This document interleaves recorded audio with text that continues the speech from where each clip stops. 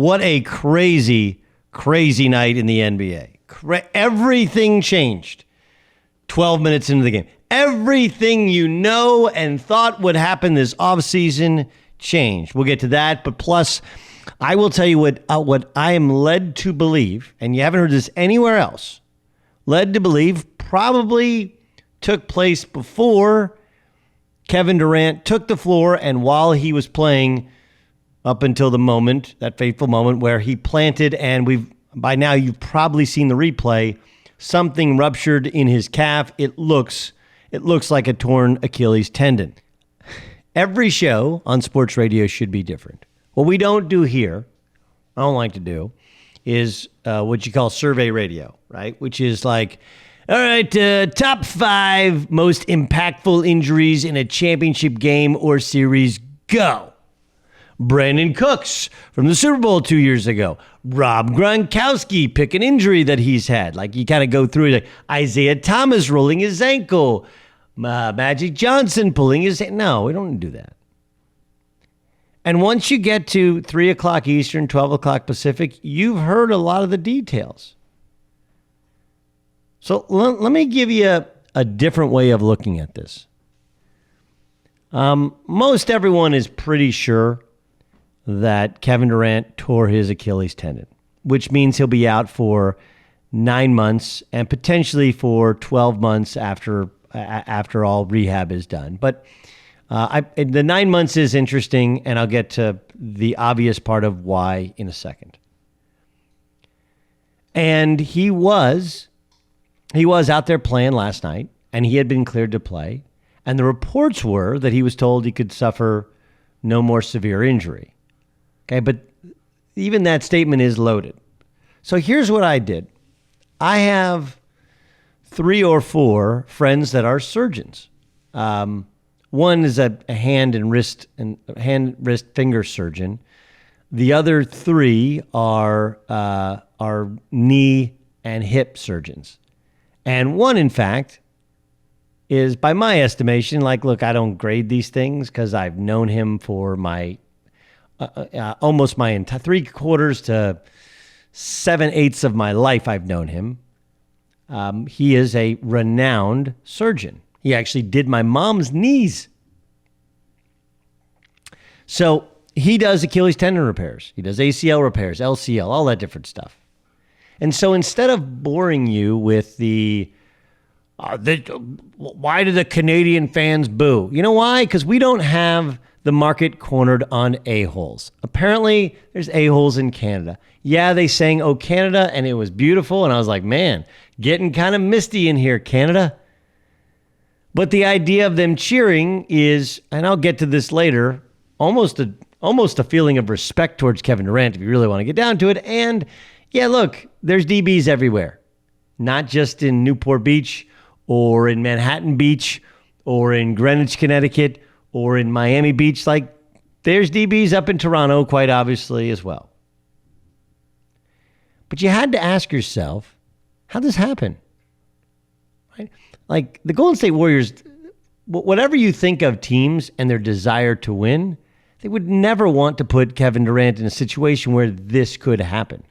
Take a listen to Bob Myers after the game. I don't believe there's anybody to blame, but I understand this world. And if you have to, you can blame me. And let me tell you something about Kevin Durant. Kevin Durant loves to play basketball, and the people that questioned whether he wanted to get back to this team were wrong. So my question was, and this is what I asked all my doctor friends, how could they not have seen this? Like, how did this happen? Did it happen? I wonder, did it happen because the calf was weakened and that put extra stress on the Achilles tendon? Was the Achilles tendon already torn? A couple NFL friends I know texted me like, dude, he had a partial tear and that thing just blew. That's what happened. So my friend who does these surgeons, who is very well regarded, told me that MRIs can be difficult to interpret sometimes, that he doesn't even get them. And what he relies on is the physical exam, where they pull on your foot and they Try and find a spot in the back of your foot to see where the pressure is and what happened. And when Kevin Durant first did it, he turned around real quick looking for the guy who kicked him. And everyone who tears their Achilles said it feels like somebody kicked them. And remember Reggie Miller was doing the game, and he's like, man, that looked like an Achilles tendon, right? So I said, well, like, can't Achilles tendon, don't they just tear? Right? And if they don't tear, do you not see them on an MRI? So, yeah, they can cleanly tear if they were to chop like a chopped rope in half. If that happens, it's easy to see on an MRI. There's two free edges and they're separated by fluid. He said, but that's uncommon. What happens more often is they tear so that each end kind of looks like a mop. In those situations, MRIs will show bridging tissue with no apparent gap. And sometimes there's not much bleeding, so it may look not as bad as it is on the MRI. It can heal in those situations, but it takes much longer than he gave it. Also, the calf muscle is not as strong, so if they knew it was torn, they'd have likely done surgery. So the idea was this: how does this happen? An underwhelming MRI and everyone's desire to please don't let it be the Achilles factor played into the diagnosis and decision to treat it like it was a strain, right? It becomes, like you want to speak it into existence kind of thing. A self-fulfilling prophecy.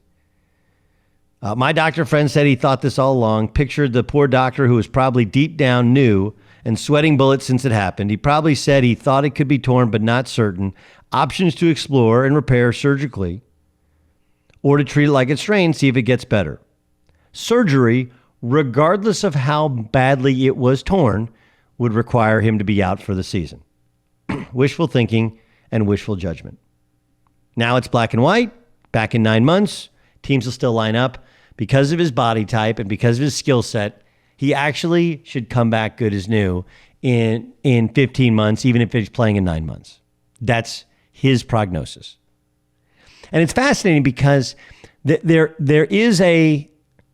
are people who say, how dare the Warriors put him out there when you could put him in harm's way? And like, look, it's pretty obvious that he, by most people's estimations, professionals, he had torn it he had already torn it. Right? And the question was how severely? And those things really, honestly, unless it's a very, very, very slight strain, and a strain, by the way, there's some part of it that is torn. Like, you're going to have to go in there and do surgery anyway, and once you do surgery, you're going to be out for the year. So I'm not sure they actually lied to Kevin Durant. I don't believe they did. They probably said, look, if it's torn, it's going to tear anyway, and you're going to have surgery anyway. And if it's not, then you're going to be fine. Regardless of which, what an incredible night.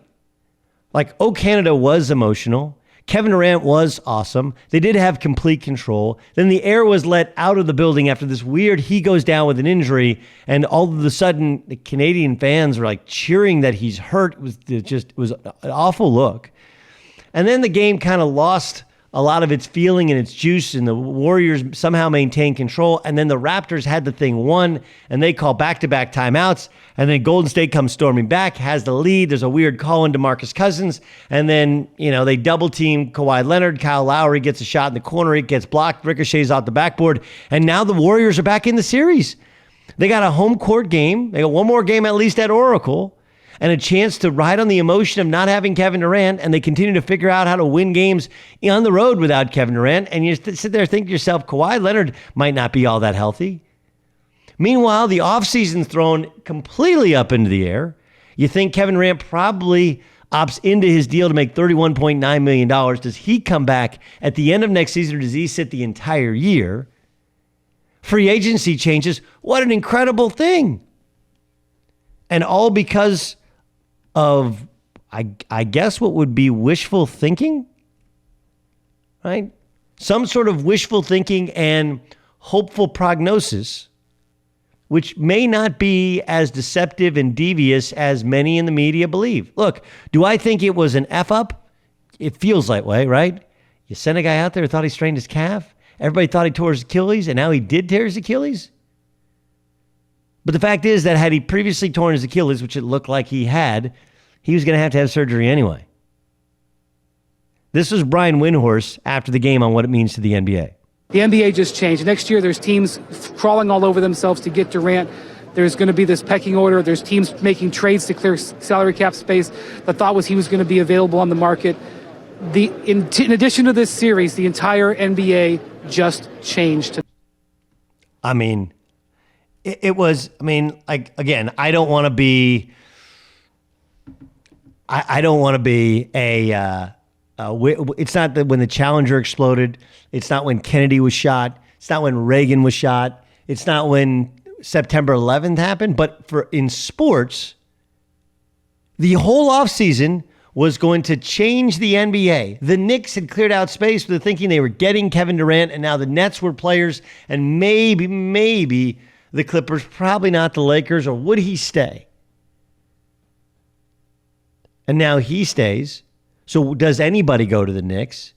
Is Kyrie alone with the Nets? It's crazy. And guys that had taken short-term deals in the past, do they change their mind and say, you know what, I'm going to take as many years, as much money as possible, because if it can happen to Kevin Durant, if it can happen to DeMarcus Cousins, it can happen to me. But it feels like, and again, this is from a professional opinion, a wishful, hopeful diagnosis and holding your fingers. God, I just hope he keeps it together through the series. It lasts 11 minutes and 50 seconds and change, and he popped an Achilles tendon, which is still the one injury which is seemingly more debilitating than any other in sports right now.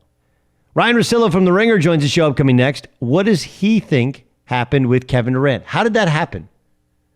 Okay, so what do you think happened between, like, was this Durant pushing to play? Was it the team pushing him too much? Like, how does it happen where a guy plays and clearly isn't there? A lot going on there. That was an incredible.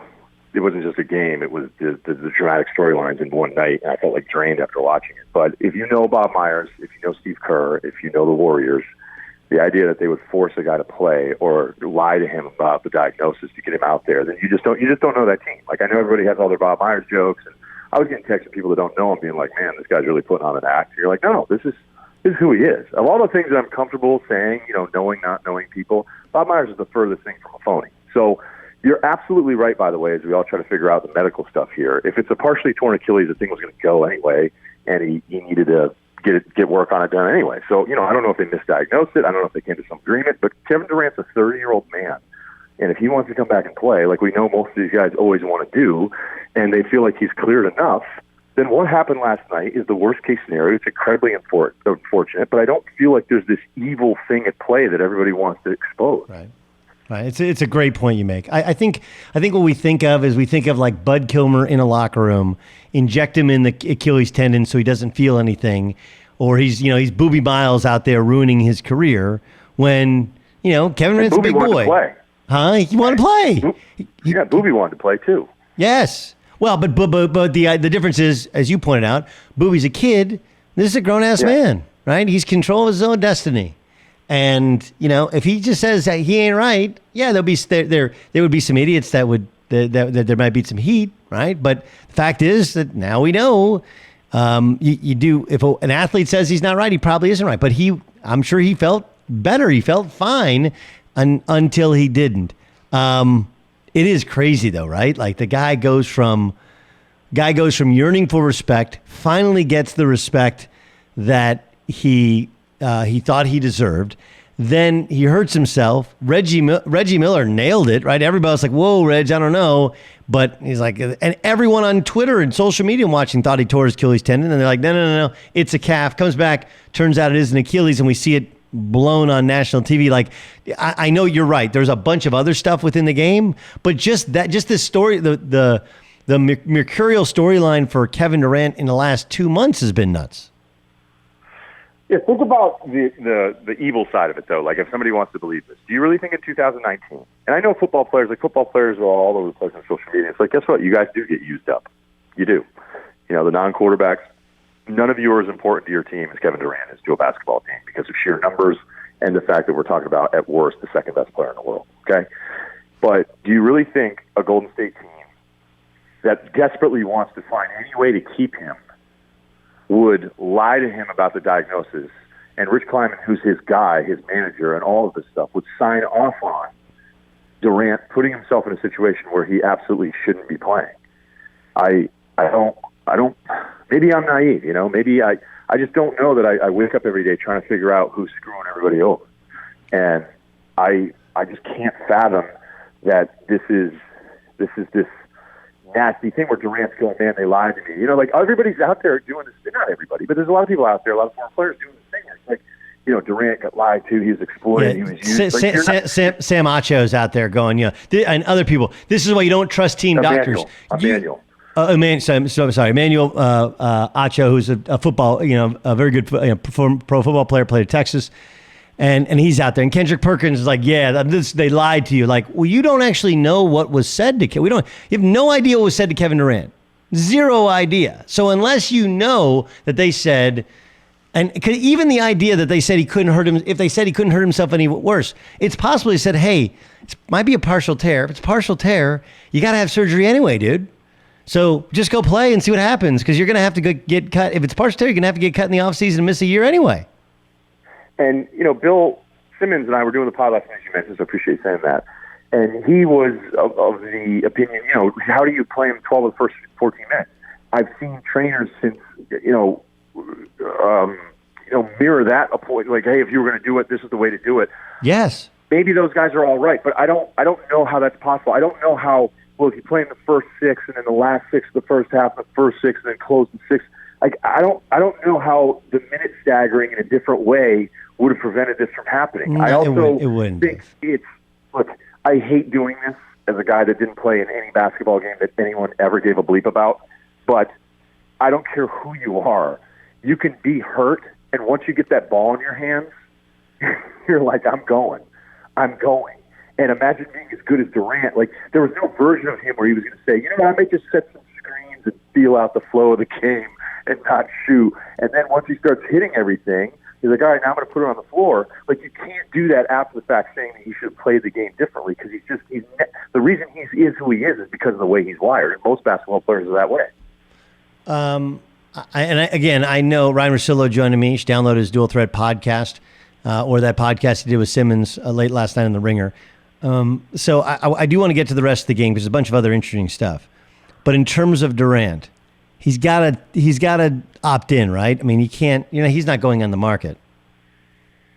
I'm not sure about that. I really am not. I mean, the way the turnaround for this is, he's 30.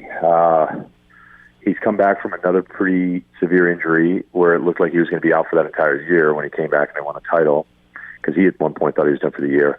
It is so hard to get these free agents that you can max out a guy you can max out a healthier guy that'll, like, forget living in Durant's neighborhood. He doesn't even know the directions as far as the kind of player he is. So I would not be surprised if a Knicks team said, you can go ahead and play your Knicks and we'll just get you for the 3 after this year.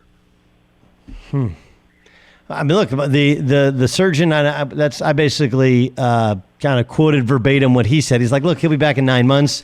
Teams will still be lining up, because you look at his body type, the way he plays, like, he actually thinks, like, it won't affect him like would affect Boogie, because Boogie's such a much bigger man.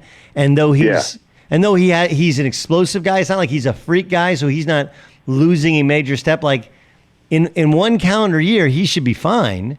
And, in a year and a half, when he'd be able to start what would be his second season with the team, he should be, now he'll have played some more. So he should be, ready to go, like almost back to where he is now.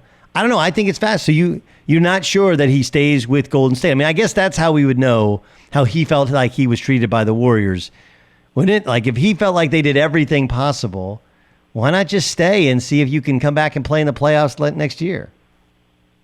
I don't know that you really think, though, if he opts out and then leaves at free agency, that confirms that he doesn't like the way the whole injury thing was handled, because most people around the league thought he was leaving anyway. So I don't know that you can connect the two. I can't tell you you're wrong, because there's no way of really proving it, but I don't think I would all of a sudden say, oh, he lost. That means he's out. I do think that you're right about it opening the door for other possibilities. Like, what if this is something Bill and I were talking about last night? It was really smart. Like, ever since LeBron started doing these 1-and-1s, everybody else just started doing them. Not everybody else, but a lot of other guys just started, I'll go year to year. Kevin was taking pay cuts. He saved the Warriors tens of millions of dollars in luxury tax payments by taking pay cuts or less than he could the last 2 years. And it was like, I'll just be 1-to-1. I'll be 1-to-1. Now he's had 2 major injuries.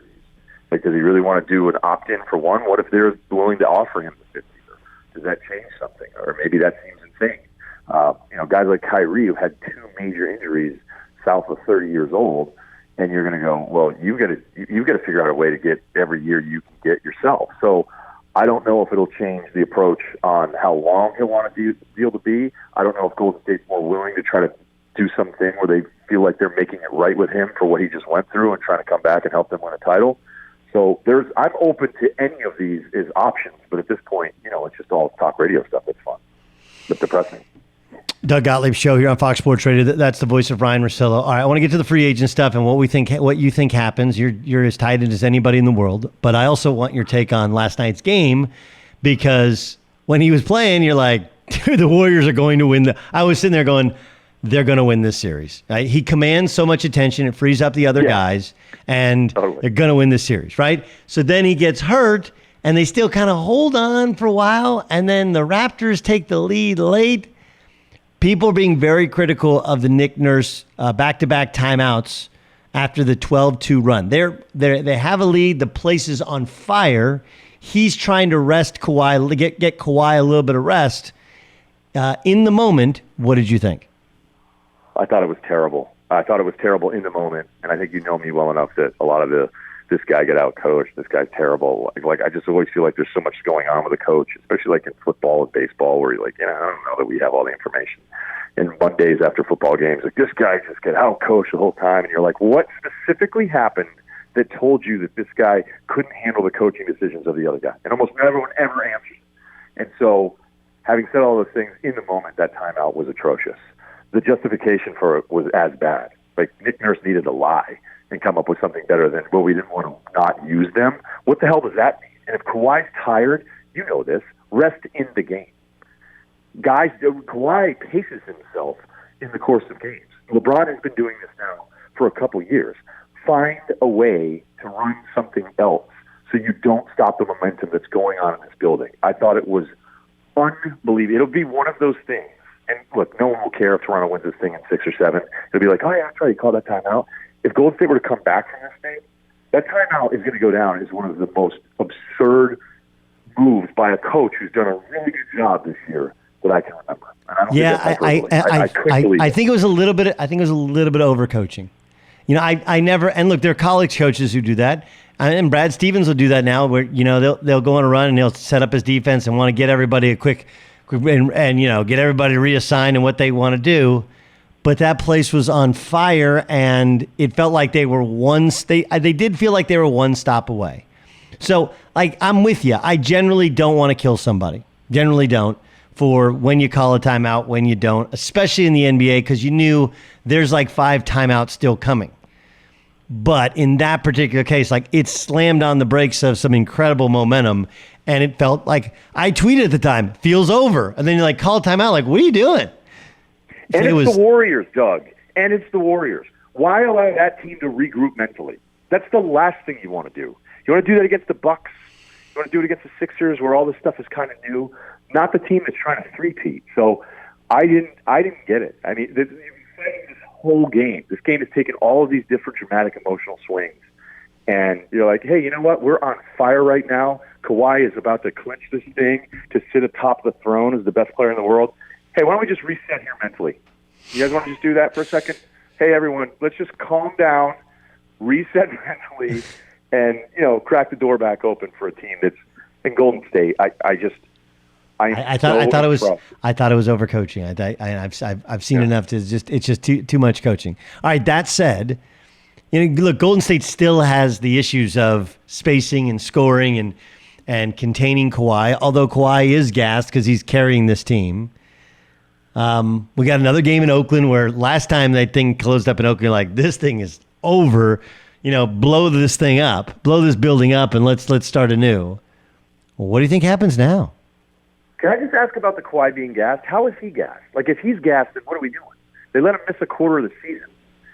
They have, at all times, 4 other people on the floor that can get a bucket, which is kind of the overlooked thing about the way this Toronto roster is constructed. I wish I'd pointed it out earlier, but when you see it and contrast it with what Golden State has to put out there, where you feel like at any time there's 3 guys you don't have to guard, like, why would Kawhi? I get the exertion in these games, the anxiety, the high stakes, all these different things, but for all of these rest warriors out there, how the hell is Kawhi tired if you're telling me that him missing a quarter of the season is the reason he's playing as well? Like, it is counterintuitive. I would say this, like, I think, and this is the thing that the Warriors understood about Kevin Durant, and then I think the Rockets missed on, and frankly, I think Toronto misses on, which is like, look, Kawhi Leonard's already hitting mid-range shots. Kawhi Leonard has a post game. Right, he started out his life as he was basically a big guy, a center, up until he got really till his sophomore year at San Diego State. He can handle the ball some, but he can really score down there. And though he's not LeBron as a passer, he's not as bad, and he's improved in terms of his reputation. Like, having him handle the ball every time down the court and bring it up and beat his man, like, you can actually get a lot more out of him because you're going to have to double him in the post. You're going to have to pressure him and do some the same way that Golden State plays, where you play in and out of the post, but you're not necessarily trying to score out of that post. I think that would be less exhausting. But I do think he's exerting himself, and whether or not he doesn't have the natural conditioning of other guys, he has shown that he is getting tired. Again, but then it all just goes back to, like, I'm not saying you're wrong, but right. I just think it's worth pointing out that, like, we have a bunch of people out there that are convinced that no one should play over 2,000 minutes, that no one should play over 60 games. Because I guarantee you, if they cut it to 70 games, then 3 years later, somebody's going to come up with some paper from some college, some scientist who's going to be like, actually, it'd be 61. Be like, hey, how about we do this? How about we just start the playoffs and we just see what happens to make sure everybody has enough rest. I mean, they have by the way, Achilles tendons are not tires. They're not tires. So we operate like they're tires. You're like, well, the tread's down to a quarter of an inch, and that means you got to get new tires. And we act like there's this minutes thing where all of a sudden you get to a certain amount of minutes, and you're like, no, that's not how it works with an Achilles tendon. It's just not. It has to do with the size of the athlete, how the guy builds his muscle, how he grows. Certain guys and how their feet are, as much more than you're right, that how many minutes they have. And I agree with you. Like, the only reason Kawhi is healthy now is because he sat out. Like, actually, he's not that healthy. It doesn't have there's not necessarily a correlation there. All right, let me get to this. Okay, so we don't know with KD. What do we know? Like, we started off the year thinking Kyrie was staying. Now the only thing everybody seems to think they know is Kyrie's going to Brooklyn. Do we know anything else? I don't think we do, other than, like, okay, what did we think we knew before, okay? I don't know that Durant is going to want to go to the Knicks by himself. So just because Kyrie and KD were talking in a hallway All-Star Weekend and they follow each other on Instagram, which I need a translator for Kyrie's posts, but we just started going, okay, well, those guys are there. That's fine. Like, we're also doing the real estate thing. Like, did Kawhi get a nice 2-bedroom townhouse in Toronto? That's amazing. He must be staying. And they're like, no. And he's like, I don't even know how to use Zillow. So I don't know what you guys are talking about. If we did this game, like, I think Philly has to keep Butler more than they have to keep Tobias Harris. Do they want to keep both? Okay. But, like, for all this talk about the Supermax works, doesn't work, and all the unintended consequences, which there have been some, maybe we just look back and say, hey, the Supermax works, but it works differently for different people. Russell Westbrook got the extra money, stayed in the town, and nobody thought he was going to stay in. Boom, done. Other guys have said, I don't care about the Supermax. I want to go where fit is. Okay, cool. That's good for you. If Tobias Harris is the fourth guy for the Philadelphia 76ers after Butler, who I think kind of has that onion quality to him that you're going to need in the playoffs that Simmons certainly doesn't have now, and Embiid has trouble kind of scoring in some of the late game situations when he gets doubled, as great as he is. Like, I think they need his toughness. So if you're Tobias Harris, does whatever version of the 4-year max work for you, knowing that you very well could be traded next February? Well, maybe it's worth it to you to get that extra money, or maybe you go, I don't need the extra money because I don't want to sit here and be some asset. I'd rather go somewhere else. So I think it's working differently for all these different people. So now when we kick that forward to, like, Anthony Davis saying, I don't want $250 million next month. I'm good. I want to move on. I think writing off the Lakers was a mistake. There's a path to them getting enough assets to pull this thing off. I also think with the success of Paul George and Kawhi potentially staying, and just the success the Raptors have had, that it is going to open up the market to other teams, and especially owners that go, well, why don't we just try Anthony Davis for a year? And that still includes the Boston Celtics, which surprises the hell out of me. But I think the Celtics are still going to be pretty proactive about trying to find a way to load up to get Davis, and I think they can put together the best package in comparison to all the other teams. So depending on the Davis movement, I think that's connected to some of these other things. I mean, Kyrie's gone. I think Butler has to stay. I don't know about Kawhi. I think the Durant thing changed last night, but most people had him packing his bags. But I don't know that anybody, like for all of these players that worry about their brand and, how much, credit am I getting and all these different things, does any superstar still, even coming off of that injury, want to end up in New York with that roster without another number 2 guy? Like, why would anyone sign up for that? Just because of location? I don't get that one at all. I don't either. Last thing, who wins the series now?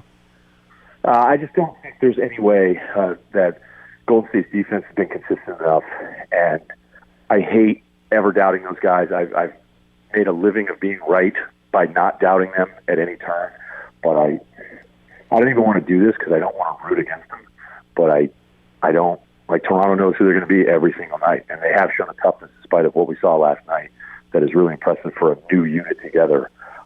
Golden State has not been able to defend these guys consistently, and they just lost Lonnie, too, who's their best center. So I just don't, they're running out of bodies, man. It's the worst time. Yeah, I mean, it really is a mass unit. I actually, and we got to go, but I think those of us who will say we still think Toronto will win it, you'll say, well, you're doubting them. Like, well, yeah, we're doubting because look at all the guys they don't have. Like, we're not doubting them at full strength. We're just saying at some point they just have more healthy bodies than you do, and they're also pretty damn good, and the difference isn't that close. And when you have that litany of injuries, yeah, we doubt you can complete a task because of health as the major factor. That's a fair way to put it, isn't it? I know you're going to leave, but we're both being guilty of that thing where we're talking to the Twitter responses. We don't even know going to be there. Toronto is really good, but it is very hard when it is new to anoint something as great before it actually happens. And yeah, there's some weird challenges here for Golden State that are reality. If Durant's there, I don't think any of us think that Toronto would beat him, but they don't. And like Golden State can have issues, but Toronto still can also be really good, and that's what's happening.